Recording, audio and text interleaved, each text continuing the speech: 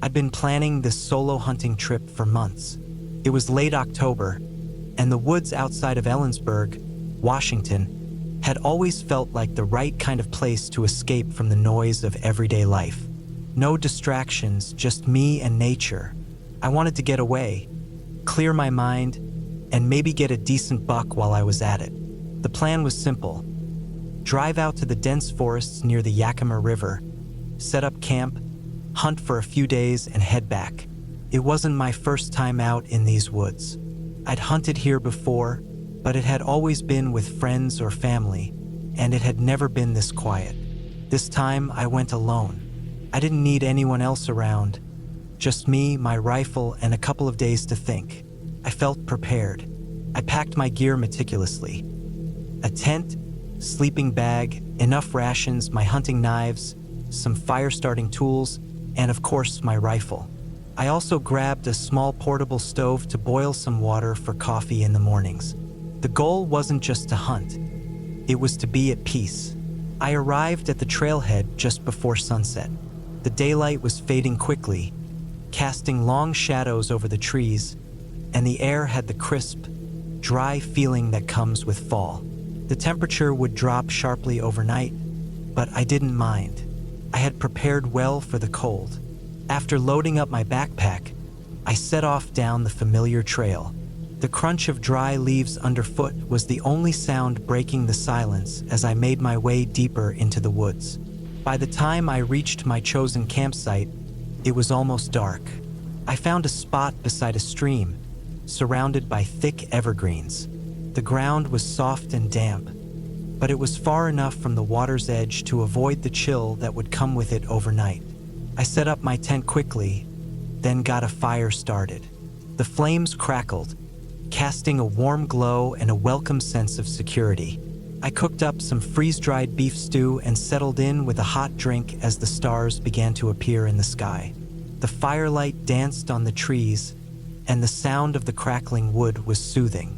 After a while, I crawled into my tent and zipped myself into my sleeping bag. The cool air seeped through the thin fabric of the tent, but I felt comfortable enough to drift off to sleep. The next morning, I woke up before dawn. The cold air bit at my face as I unzipped the tent, and I breathed in deeply, the smell of pine and earth filling my lungs. I built up the fire again, heating up some water for coffee, then set out to scout the area for signs of game. I hadn't seen much activity the previous day, but it was still early in the season, and the animals were likely still adjusting to the cooler temperatures.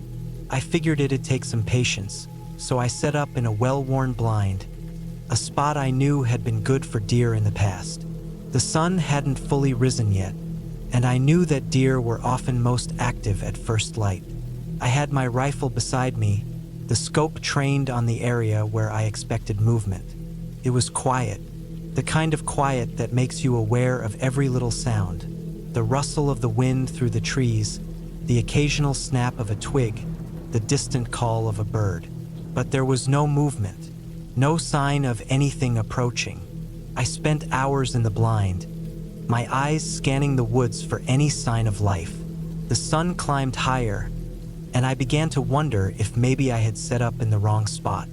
It wasn't unusual for deer to avoid areas that had been recently disturbed, but the lack of any animal movement made me uneasy.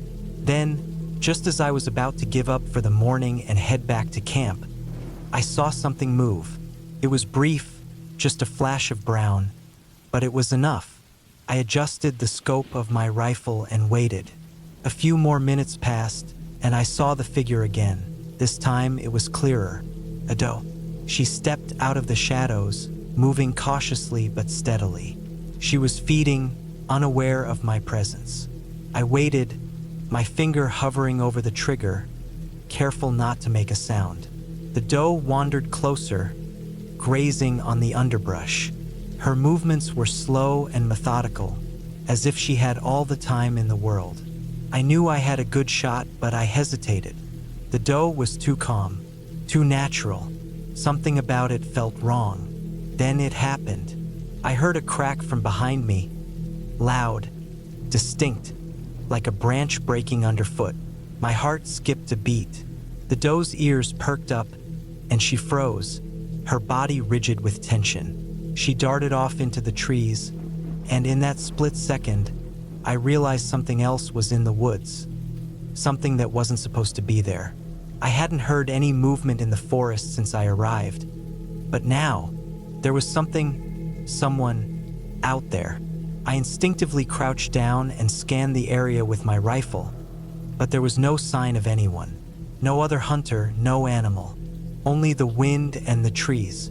The rest of the day passed uneventfully, but I couldn't shake the unease that had settled into my gut. I didn't see any more animals, and the quietness of the forest was oppressive. It wasn't just the lack of game, it was something else. The air felt heavier, and even though I was still miles from the nearest road or house, I kept getting the feeling that I wasn't alone. I returned to camp just before dark, hoping the familiar surroundings of my tent and the crackling fire would bring some comfort. But even as I sat down to eat my dinner, I couldn't push the feeling away. Something was off. By the time night fell, I was on edge. I sat by the fire, scanning the edges of the trees for any movement, my rifle across my lap. The wind had picked up, and the trees creaked and groaned, but there was no sign of anything unusual. I spent hours listening to the sounds of the night, crickets, the occasional owl, the wind, but nothing that sounded like another person. At some point, I must have nodded off. When I woke, the fire had burned low, and the temperature had dropped even further. I felt disoriented, my senses heightened, the hairs on the back of my neck standing up. There was a sound from the woods, faint rustling, not the wind. Someone or something was moving through the trees. I stood up quickly, rifle in hand. My breath came in quick bursts as I strained to listen. The rustling continued, closer now. Then it stopped. A cold dread washed over me. I had been alone in these woods before, but this felt different. The air had grown still and everything was too quiet now. I knew I couldn't stay here much longer.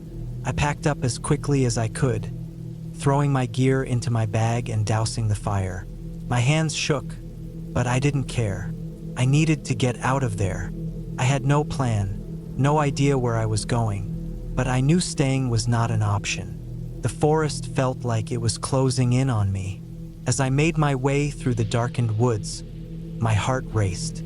Every step seemed to echo in the silence, and every shadow felt like it was hiding something. The path was familiar, but it didn't feel that way anymore. The trees seemed too close, the air too thick. I stumbled over roots, branches brushing against my face, but I couldn't stop. Then I heard it again, the rustling. Closer. I couldn't see anyone, but I felt the presence, like someone was right behind me, watching me. My breath caught in my throat. I pushed forward, my legs aching, but I didn't dare look back.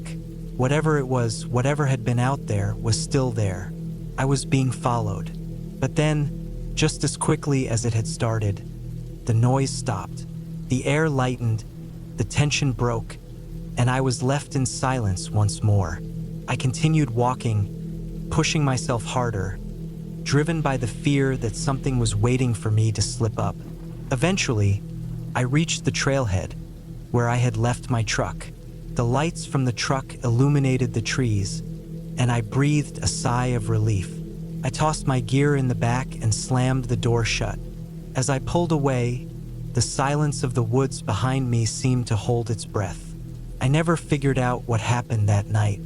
Whether it was a person, an animal, or just my mind playing tricks, I'll never know. But I do know one thing. I haven't been back to those woods since.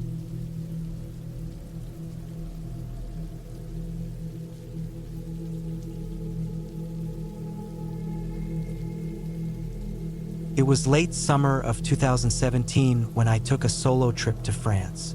I was 28 then, living in Hamburg, Germany, working remotely as a freelance translator. I'd spent the last few months dealing with burnout and needed to get away from my screen and my phone for a while. That August, I decided to head to the Parc National de Cévennes in the south-central part of the country. I'd heard from a friend who'd done a hiking trail there a year before that it was one of the more underrated national parks in France. Quiet, less touristy, and full of trails, forests, plateaus, and open skies. Sounded perfect. I packed light. Just a backpack, my tent, some freeze-dried food, water filtration tablets, a basic camping stove, and a few layers of clothing.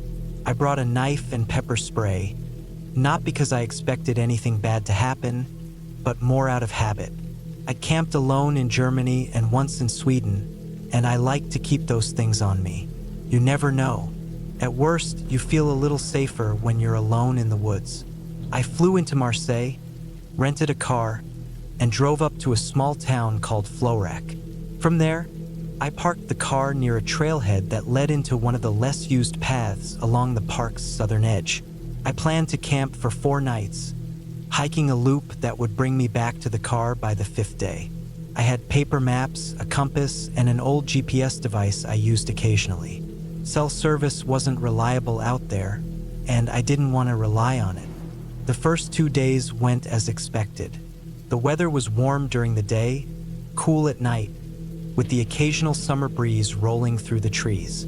I passed a few people on the trails the first day, a couple of older hikers with walking poles and a younger guy with a massive backpack going the opposite direction. But by the second day, I didn't see anyone at all. That was fine. I wasn't looking for company. The trail wound through dense pine forests and open meadows dotted with old stone ruins, the kind that looked like they'd been there for hundreds of years. Crumbled stone walls, the outline of what might have been a small home or animal pen. Sometimes I'd see a wild goat or a few rabbits darting through the undergrowth, but otherwise it was just birds, insects, and the wind. I felt good, tired, but in that satisfying way hiking makes you feel. I was alone, but not lonely. On the 3rd day, I took a detour. It wasn't on the map exactly, but I'd seen a narrow footpath leading off the main trail around mid-afternoon. I was ahead of schedule, and the path looked like it curved down into a shallow valley where there might be a stream. I was running a bit low on water, so I figured I'd check it out. It wasn't marked, but it looked used, maybe by hunters or locals. I followed it for about 20 minutes, descending gradually until I reached a small clearing surrounded by tall trees. The stream was there, just as I'd hoped. Shallow, clear water moving over flat stones. I filled my bottle, filtered the water, and sat down on a smooth rock to rest for a bit. That's when I noticed it. Across the stream, maybe 15 or 20 meters away, I saw something move, just a flicker of motion between 2 trees. I looked up quickly, expecting maybe a deer or even a person, but nothing came out. I stared for a while, but there was no more movement. I chalked it up to an animal, maybe a fox or a boar. I'd read they were common in the area. Still, I couldn't shake the feeling that it hadn't been an animal. Something about the shape I'd seen. It had looked upright, human. I stayed there a little longer, then packed up and moved on. I didn't go deeper down the side trail.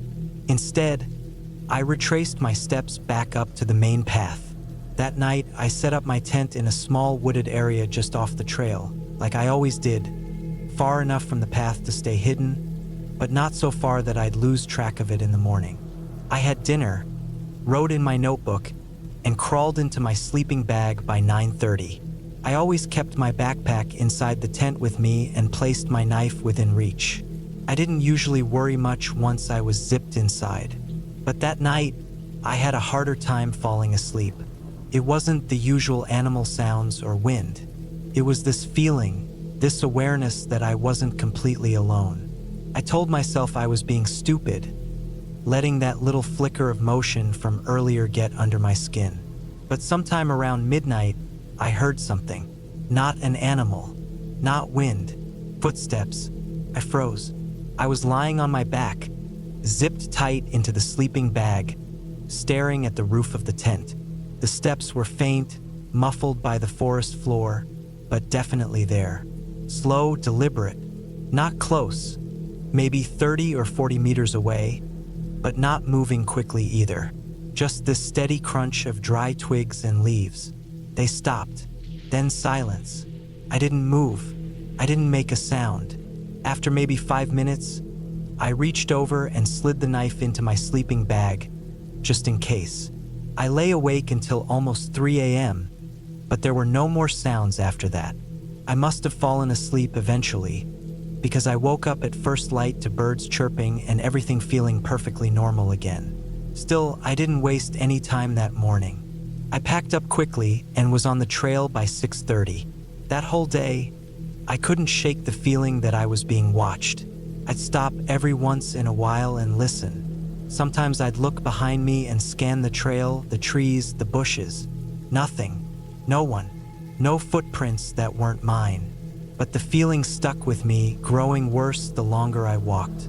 I was supposed to camp one more night before making it back to the car, but I decided to push through. I walked nearly 30 kilometers that day, well past the point of exhaustion, just to get out. I reached the small dirt parking area where I'd left the rental car just as the sun was going down. My legs were shaking, my back was sore, and I felt disgusting, but I was relieved. I threw my gear in the back, drank the last of my water, and sat in the front seat for a while, trying to calm down. Then, something happened that still messes with me to this day. As I was about to start the engine, I saw a man walk out of the woods about 50 meters up the road, just past the bend where the trail met the gravel road. He wasn't hiking. He didn't have a backpack or walking poles. He wasn't dressed like a camper.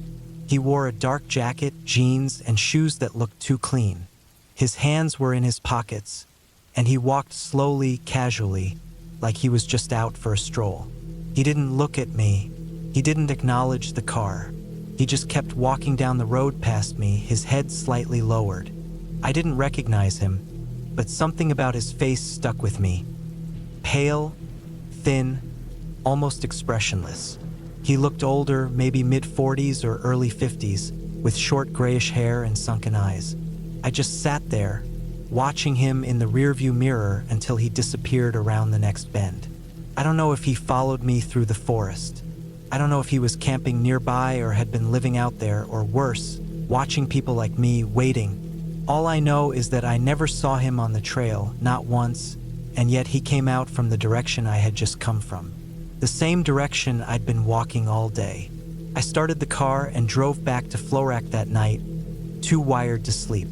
I got a hotel room, showered for the first time in days, and locked every door and window. I didn't leave the room until morning. Later, I thought about reporting it, but what would I say?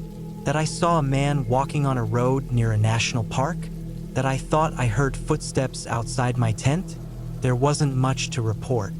No crime, no confrontation, just a lingering, gnawing feeling that I wasn't alone out there, and maybe wasn't supposed to be. I haven't gone camping alone since then. I still hike sometimes, usually in groups or with my girlfriend, but I don't sleep in tents anymore. Not in remote places, not alone. That trip to France was supposed to be a break from stress, a reset. Instead, it left me with a kind of unease I've never been able to shake. People say nature is peaceful, and most of the time it is. But it's also quiet. Too quiet. Quiet enough that if someone wanted to follow you, watch you, or worse, you might never know until it's too late. And sometimes, when I wake up in the middle of the night, I still think about that man. The way he walked out of the woods like it was nothing. The way he didn't look at me. The way he just kept going, like he'd already seen everything he wanted to see.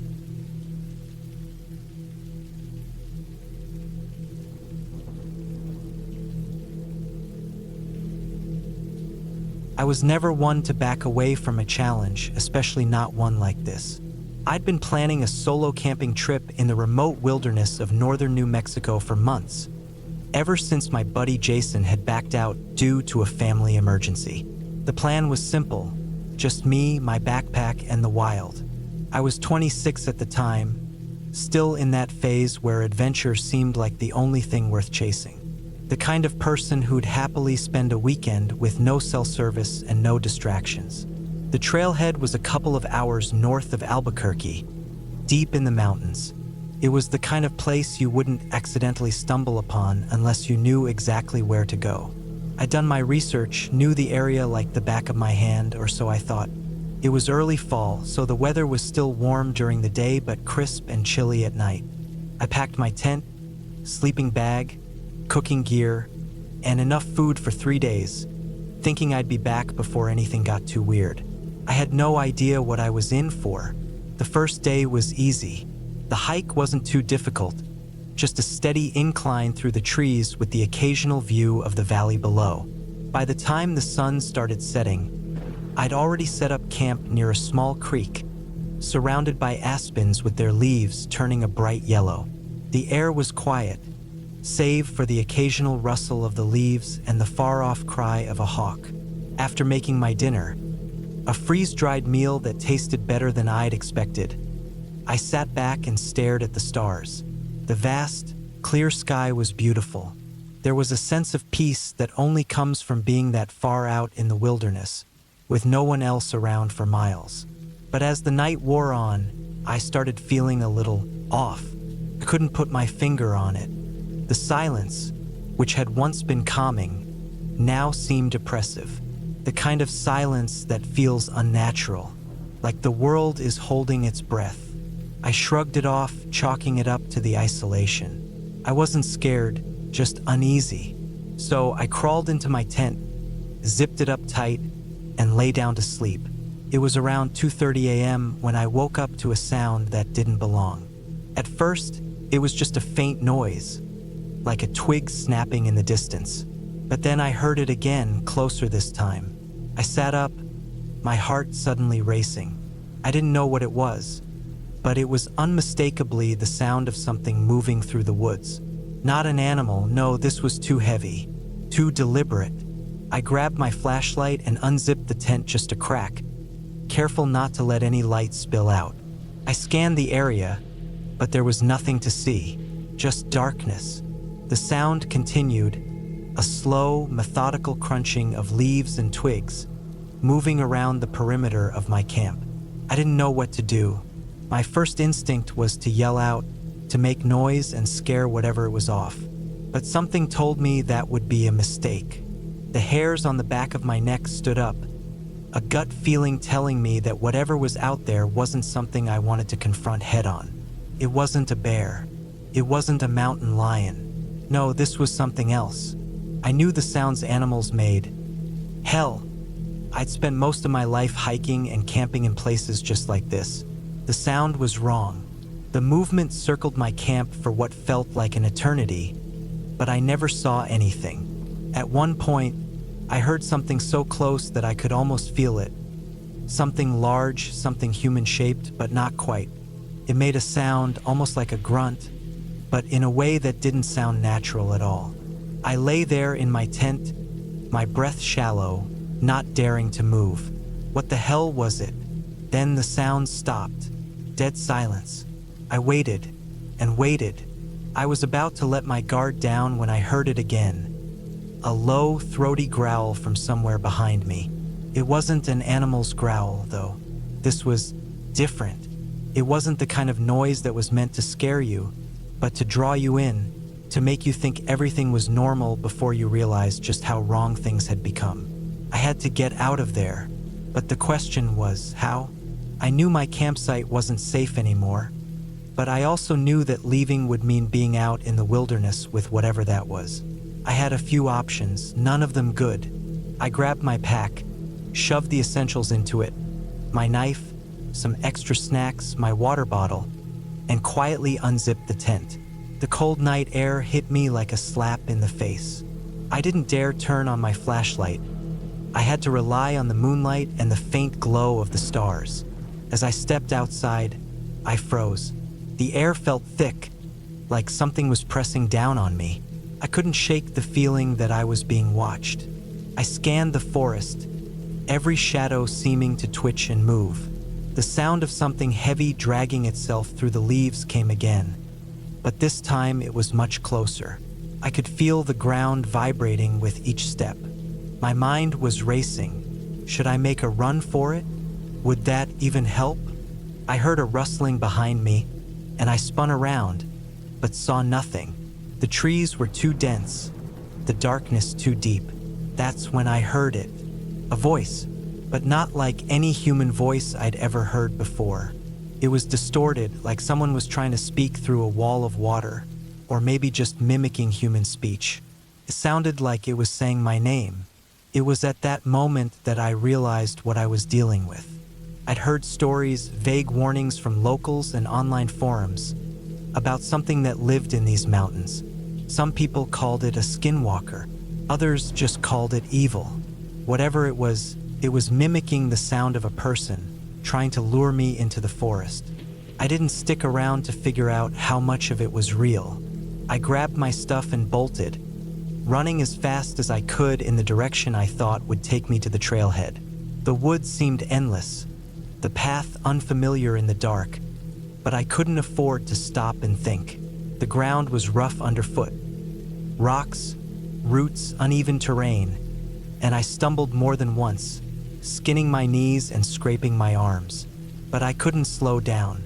I had no idea if it was following me, but every snap of a twig and every movement in the trees made my heart pound harder. I ran for what felt like hours, until my legs were burning and my lungs ached. At some point, I found the trail, and I didn't hesitate to follow it, not caring how disoriented I felt. I wasn't out of danger yet, though, not by a long shot. As I pushed forward, I felt a growing presence behind me. The forest seemed darker, more oppressive. It wasn't just the night anymore. Something was wrong. I heard the growl again, this time much closer, right behind me, but when I turned, there was nothing there. The sound seemed to be coming from all around me, filling the air. My heart raced as I sprinted faster, my breath coming in short gasps. Finally, after what felt like an eternity, I saw the faint glow of my truck in the distance. It was a small, comforting sight, but I couldn't stop. Not yet. I reached my truck, fumbled with the keys, and slammed the door shut once I was inside. I didn't even breathe for a moment, just staring out the window into the blackness of the forest. The growls stopped. The silence returned, but now it was different, almost peaceful. I drove back to Albuquerque that night, not stopping until I was safely in my apartment. I didn't tell anyone what happened. How could I? Who would believe me? It's been weeks now, but I can still hear it. The sound of something heavy dragging through the woods, the whisper of my name. Every time I close my eyes, I feel that presence again, lurking in the darkness. But I know one thing for sure, I'll never go back into those mountains. Not for anything.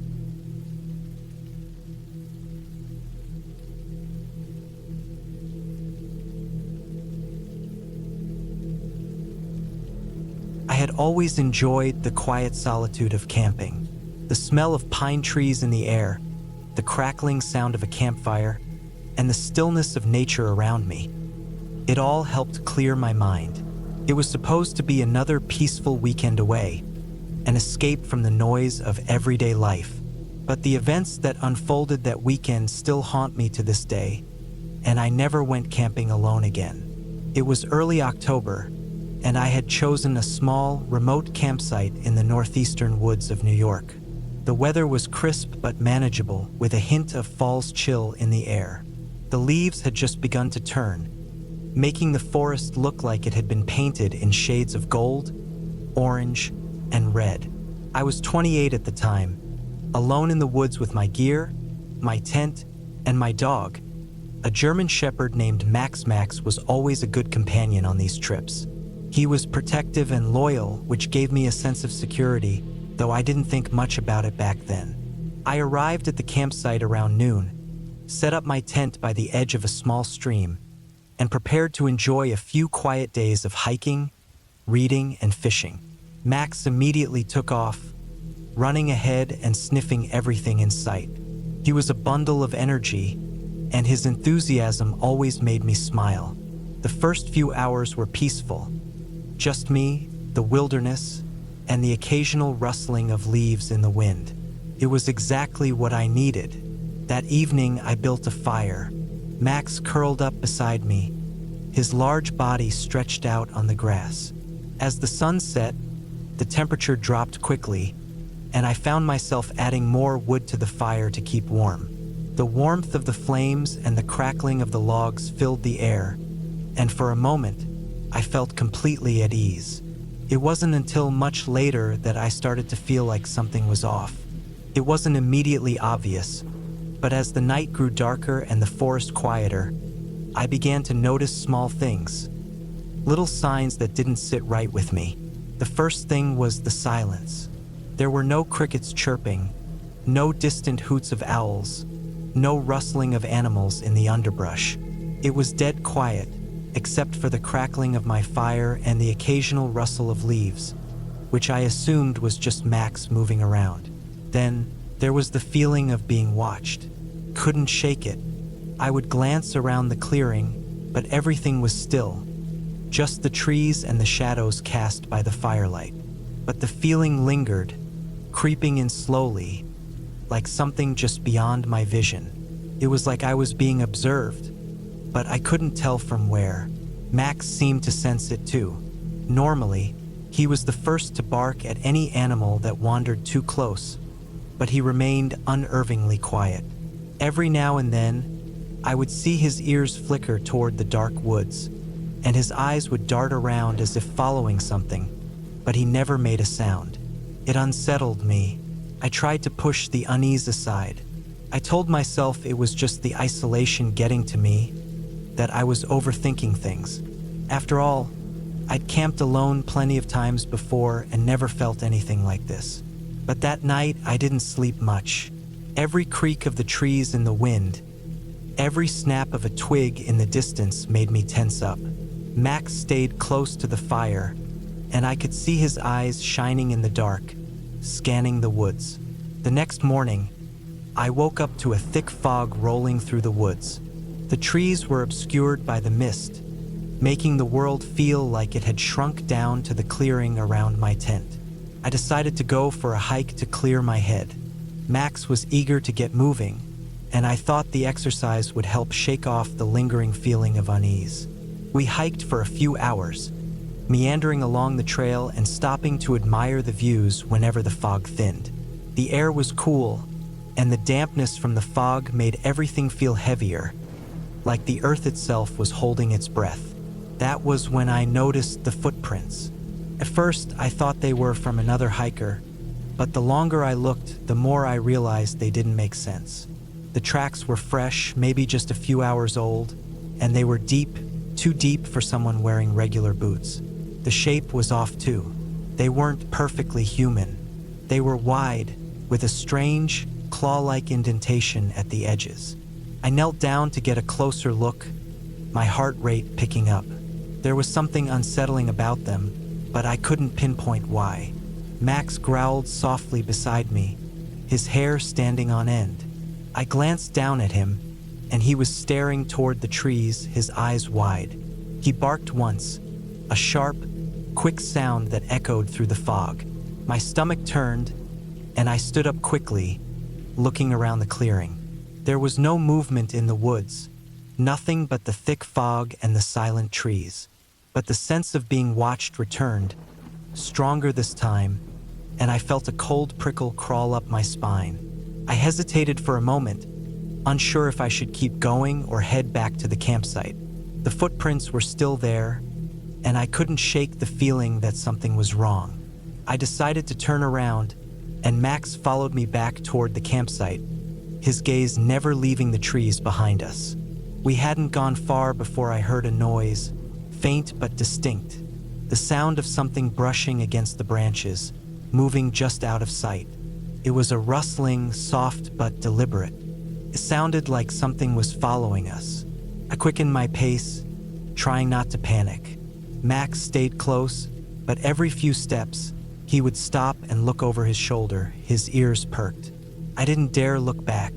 We finally made it to the campsite, and I didn't waste any time gathering my things. The fog was still thick, and the silence in the woods felt oppressive. I decided it was best to leave, to get out of there before whatever was out there got any closer. But as I packed up, I noticed something even more disturbing. The footprints were all over the clearing now. I had left my campsite around 9 a.m. and returned by noon, and in that short time, the prints had appeared everywhere. Near my tent, around the fire pit, and even in the area where I'd kept my food supplies. The tracks were fresh, as if whatever had made them had been circling the campsite while I was away. I didn't waste any more time. I grabbed my gear and packed everything into my truck as quickly as I could. Max was growling nonstop, his eyes fixed on the edge of the woods. I wanted to be as far away from that place as possible, but the drive felt like it took hours. Every turn I made, I felt like I was being followed, and every time I glanced in the rearview mirror, I half expected to see someone or something back there. I finally made it out of the woods, breathing a sigh of relief when I hit the main road. As I drove home, I couldn't shake the image of those strange, clawed footprints, and to this day I still wonder who or what was out there watching me, waiting. I never camped alone again.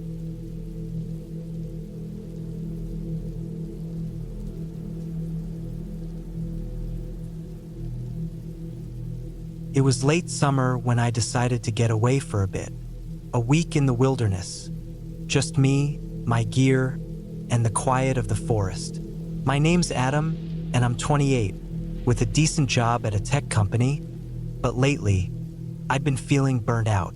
The weight of deadlines and constant screens was suffocating. I needed something real, something that would ground me. So, I packed my old hiking bag and headed for the mountains in northern Idaho. It wasn't a popular trail, which was exactly why I liked it. No crowds, no noise, just miles of forest and solitude. I arrived at the trailhead late in the afternoon. The sun was beginning to dip below the peaks, casting a warm, golden light across the valley. The air was crisp, cool, and smelled like pine. There were a few other cars parked there, a sign that I wasn't completely alone, but that didn't bother me. I liked the idea of meeting a few like-minded people along the way. I'd be out for a week, alone in my thoughts. I checked my map, an old, worn paper version, making sure I had the route memorized. There was a loop trail I planned to follow with a couple of campsites along the way. I was aiming for a spot near a creek, a good place to fish and relax. I strapped on my backpack, tightened the straps, and started walking. The gravel path was quiet, the crunch of my boots the only sound. By the time I reached the first campsite, dusk was fully settled in, the sky now a dark canvas of stars. There was a fire ring and a small clearing by the creek. A few other campers had already set up their tents, but the area felt spacious. There were no loud voices, just the sounds of the creek rushing nearby. I dropped my pack and began setting up my tent. I tried to make small talk with the other campers, but they seemed more interested in their own space than any kind of interaction. I didn't mind. I wasn't here to socialize. I was here to get away. After I finished setting up my tent, I started a small fire. The crackling wood and the scent of burning pine filled the air. It was peaceful. I roasted some food, sipped a bit of whiskey from my flask, and just let the stillness wash over me. That night, sleep came easily. I wasn't used to being in such quiet, but the comfort of the outdoors wrapped around me like a blanket. The sounds of nature, wind rustling through the trees, the occasional hoot of an owl, felt like a lullaby. But as the night wore on, something shifted. I woke up just after midnight. It was a strange, disorienting kind of wakefulness. I wasn't sure why, but I felt like something was off. The fire had burned down to embers, casting soft shadows around the campsite. The air outside the tent felt colder now, biting at my skin through the thin fabric. I tried to shake it off, thinking it was just a bad dream or the effect of too much whiskey. I rolled over and tried to fall back asleep, but I couldn't. There was something else, something deeper, that kept me from closing my eyes. It was the sound. At first, I thought it was just the creak, but then I realized it was footsteps. Soft, deliberate steps, too quiet to be made by an animal. They were moving around my campsite, just outside the perimeter of the firelight, just out of sight. My heart rate spiked. I laid still, holding my breath, straining to hear. The footsteps stopped. Silence. I waited, and then there was a faint rustle, like something moving through the underbrush. But there was no breeze, no reason for the brush to move. My instincts told me to stay still, to make no sound, but curiosity gnawed at me. I knew I shouldn't get up, but I had to. I grabbed my flashlight, slowly unzipping the tent. My fingers trembled as I clicked the light on. The beam swept across the campsite, but there was nothing there. Just the flickering shadows of the trees, the remnants of the fire. The creek continued its constant rush, and the crickets resumed their chirping. I told myself it was nothing, probably another camper, maybe someone taking a late-night walk. But the unease wouldn't let go. I felt like I was being watched, like someone or something was lingering just outside the reach of the light. I laid back down, but sleep didn't come easily. The next morning, I woke up early, before the sun had fully risen. The air was cool, and the sky had that strange purple hue that only comes before dawn. I felt like I hadn't slept at all, and I wasn't sure why. The feeling of being watched lingered in my chest, gnawing at me. I packed up my gear and headed out early, hoping the hike would clear my head. The trail the next day was beautiful. The trees were thick, and the sun filtered through in golden beams, casting long shadows across the path. The forest smelled fresh and damp, and the birds sang in the distance. It was peaceful, almost calming, but that feeling of unease didn't quite leave me. I kept checking behind me, glancing over my shoulder, half expecting someone to be there, but there was never anyone. I spent the next few days on the trail, hiking deeper into the wilderness. Each night, I camped at a different site. I tried to push the weirdness of the first night out of my mind. Could have been anything, right? My mind playing tricks, a trick of the night. But then it happened again. On the fourth night, after I'd set up camp and settled in by the fire, I heard those footsteps again. Soft, deliberate. They moved around the edge of the campsite, just out of reach of the firelight. I froze, my heart slamming against my ribs. This time, I didn't reach for the flashlight. I didn't want to see anything, didn't want to give away that I was awake. The footsteps came closer, then they stopped, dead silent. I could feel my pulse in my throat, my breath shallow and quick. There was no rustling, no sound of an animal or person moving away, just stillness. I couldn't stand it any longer. I slowly reached for my knife, the cool metal of the handle grounding me in the quiet. But when I finally mustered the courage to unzip the tent and peek outside, there was nothing. The fire was still just embers, the trees still and silent. I didn't know whether to feel relieved or more terrified. I decided to break camp the next morning. Something wasn't right here, and I wasn't about to wait around to find out what. By the time I packed up and started walking again, the trail was empty. The usual hikers had all gone. I felt oddly alone, but the solitude was comforting now. I was determined to finish the loop, but something kept pulling at the back of my mind.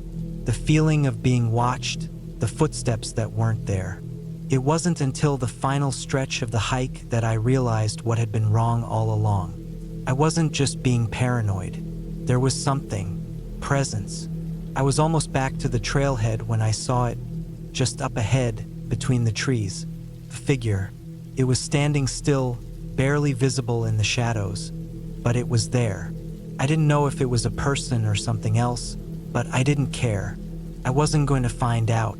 I picked up my pace, moving faster until I was nearly jogging. The figure didn't move, but my gut told me that it was watching me.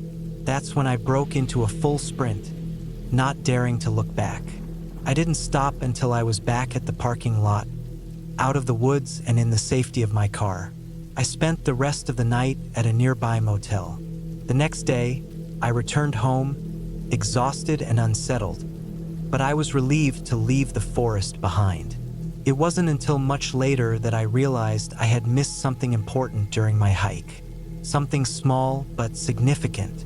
A trail marker, one that I had passed on my way in, had been moved when I came back. It wasn't far off the trail, just a few feet, but it was enough to make me think. I haven't been back to that trail. I don't think I ever will.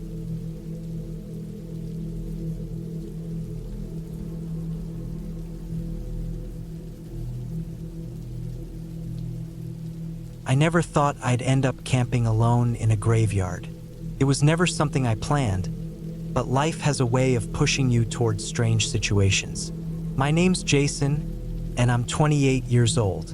This story takes place in 2019 in a remote, rural part of New Mexico.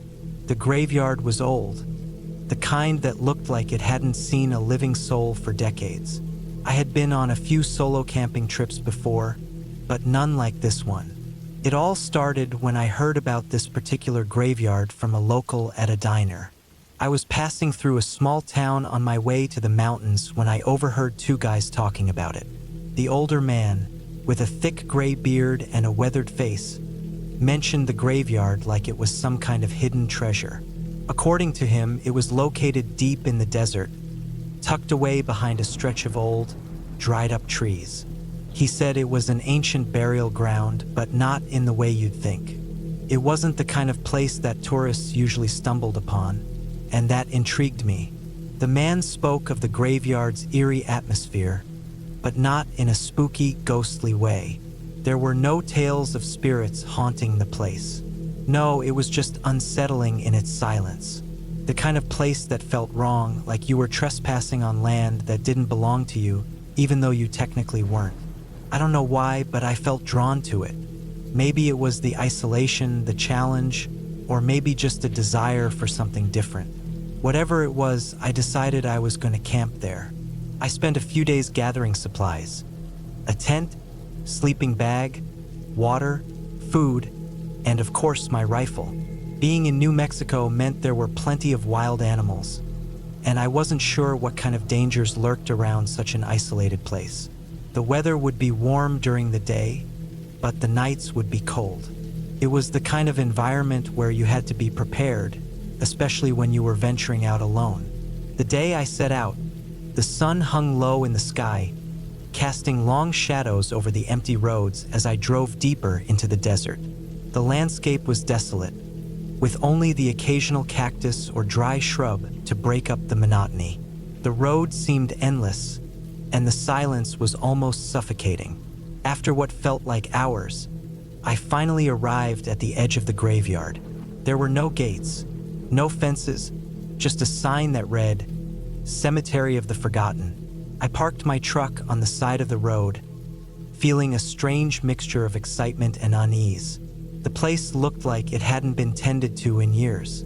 There were headstones scattered around, some broken, some leaning precariously to one side, and others barely visible beneath the sand and dirt. The ground itself was cracked, and there was no grass to be found, only dusty earth and the occasional bush that seemed to grow out of nowhere. I grabbed my gear and headed into the graveyard. The air felt thick, heavy with the weight of history. The silence was deafening, broken only by the faint rustle of dry leaves as the wind moved through the desolation. I couldn't help but glance over my shoulder every so often, as if expecting someone, or something, to be watching me. But the place was empty. As far as I could tell, I was the only one here. Setting up my camp felt strange. There was no sound of wildlife, no birds singing, no rustling of trees, just the dry wind whispering through the graves. I chose a spot near the center, close to an old mausoleum that looked like it had been abandoned for decades. Its stone walls were cracked, and the iron door that once had a lock on it was now wide open, rusted and forgotten. I got my tent up and made a small fire just outside. The flames flickered in the still air, casting eerie shadows across the graveyard.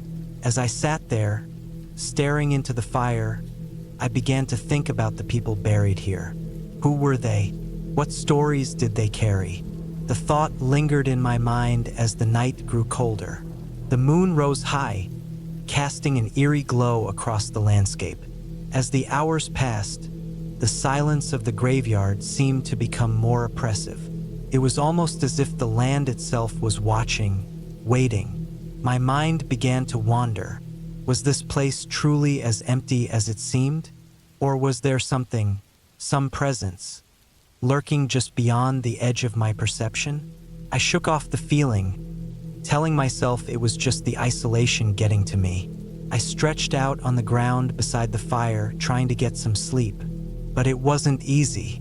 Every little sound seemed amplified in the quiet, the crackling of the fire, the occasional gust of wind, and the distant howl of a coyote. Around midnight, I heard something, a soft thud, like something heavy being dropped onto the ground. I sat up, heart racing, straining to hear anything else.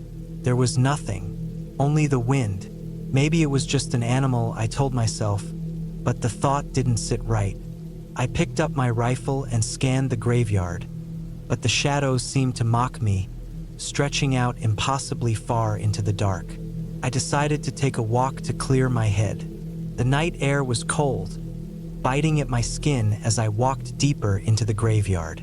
The moonlight illuminated the cracked stones, casting long shadows that seemed to move on their own. I tried to shake the feeling of being watched, but it only grew stronger as I walked further. Then I saw it, a figure standing near one of the mausoleums. It wasn't moving, just standing there, barely visible in the shadows. My heart skipped a beat. I couldn't make out any details, just a silhouette. I froze, trying to convince myself it was just my mind playing tricks on me. But the figure didn't move, and it didn't fade into the shadows. It was real. I took a few slow steps toward it, gripping my rifle tightly. My breath came in short, shallow gasps, the air feeling thick in my lungs. As I got closer, I realized the figure wasn't a person at all. It was just a weathered statue, its face eroded by time. It stood tall, its arms outstretched as if welcoming visitors, but there was something unsettling about it. The longer I stared, the more it felt like the statue was staring back at me, its empty eyes hollow and lifeless. I turned away, quickly walking back to my camp. I felt the hairs on the back of my neck rise as I hurried back to my tent. My hands were shaking as I crawled inside, feeling the overwhelming need to lock myself in. But there was no lock, just the thin fabric of the tent between me and whatever was out there. The rest of the night passed in restless silence.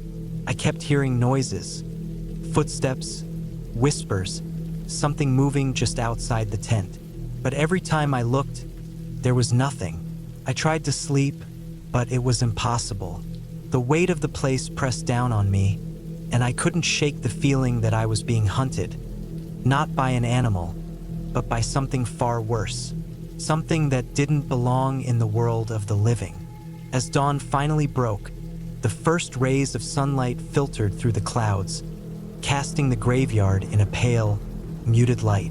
The oppressive weight seemed to lift, and the silence was replaced by the distant sound of birds.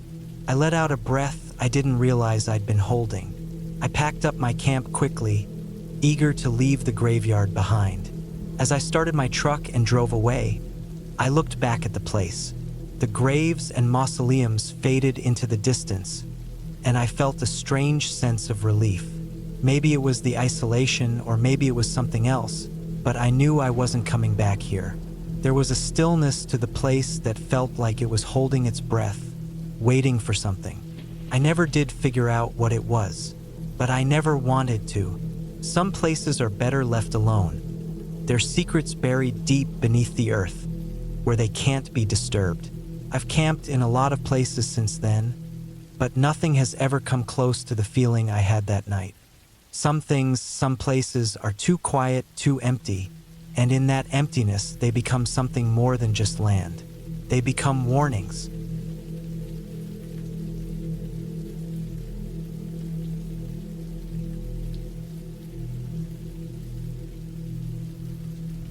The rain started coming down harder as soon as I set up camp.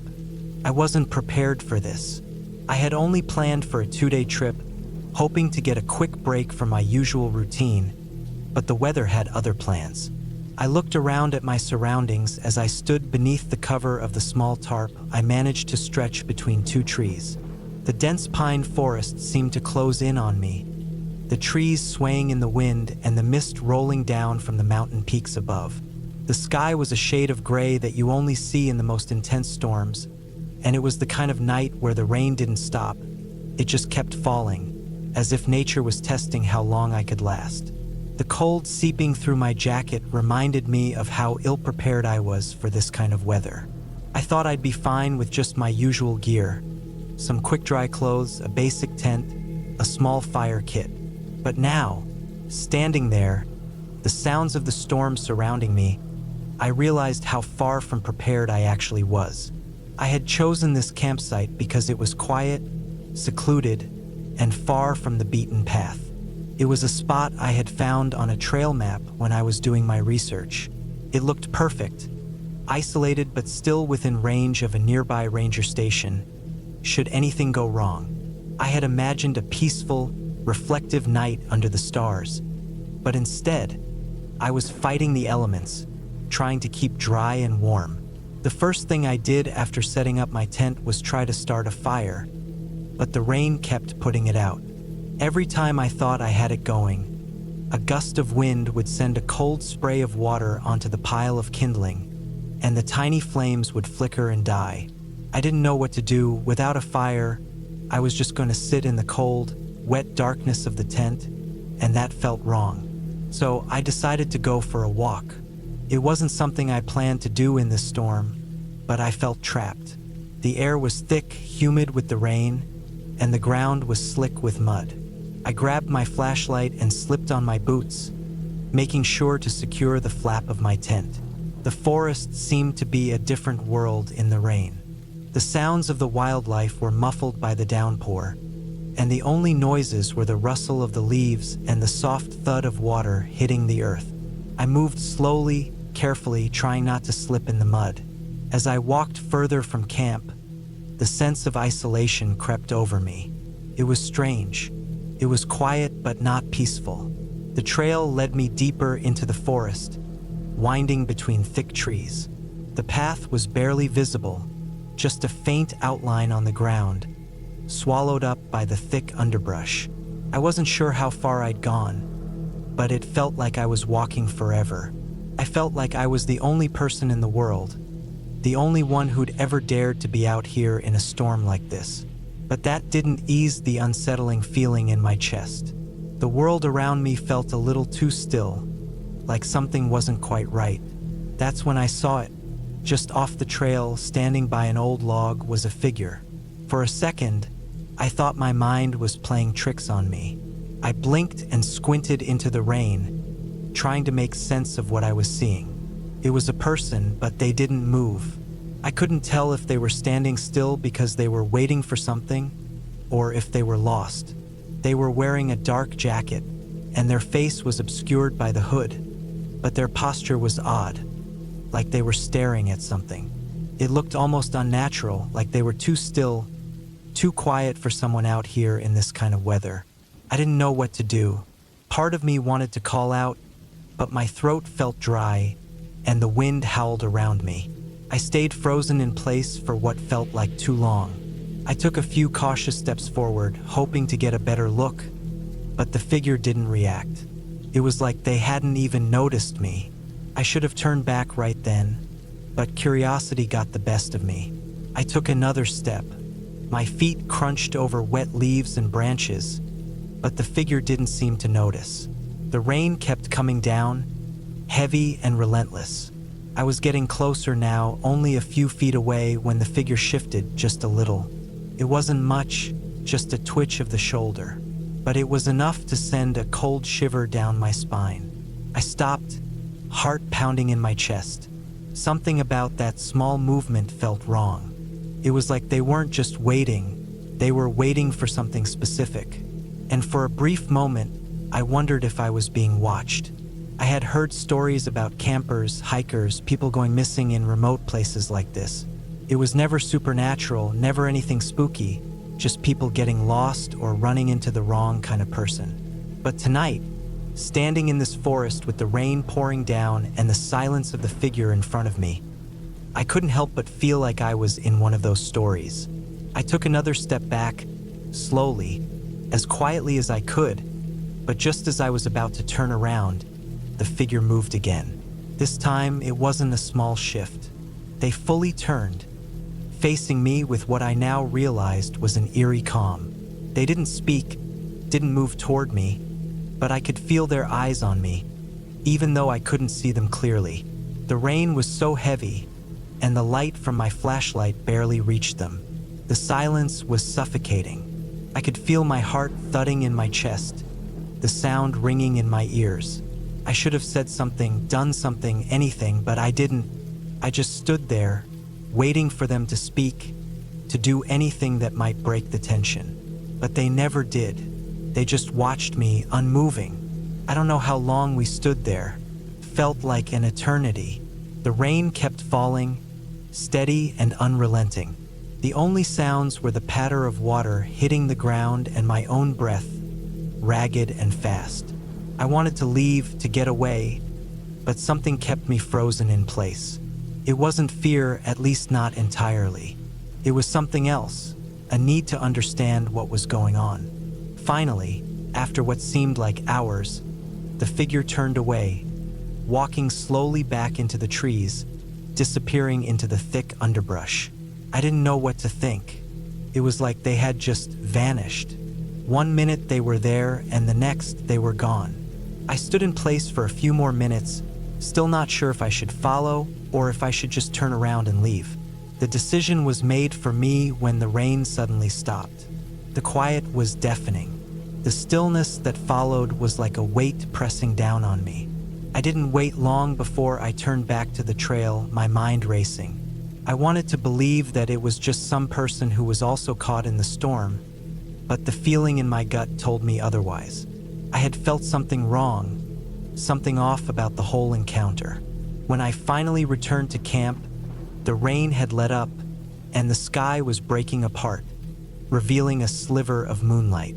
I quickly packed up my things and broke down my tent, not even bothering to make another fire. My mind was too preoccupied with the strange figure in the woods, and I couldn't shake the feeling that I wasn't alone. Not in the way I thought I had been when I first arrived. I didn't sleep that night. I just sat there in the dark, listening to the wind rustling through the trees. Every now and then, I thought I heard something moving out there, just on the edge of the campsite, but when I checked, there was nothing. By morning, the storm had passed completely, and the sun broke through the clouds, shining on the wet ground. It was a peaceful morning, the kind I had originally hoped for, but the memory of the figure stayed with me, nagging at the back of my mind. I packed up my gear and left the forest as quickly as I could. I didn't care about finishing the hike or the camp. I just needed to get out of there. Looking back on it now, I know I'll never truly know who or what that figure was. But I learned one thing. Sometimes the feeling that something's not right is enough to trust. I'll always be cautious of the quiet places, the ones that seem too calm, too still, because not all who wander the forests are lost. Some of them are waiting for something. And that night, I was the one who happened to be in the wrong place at the wrong time.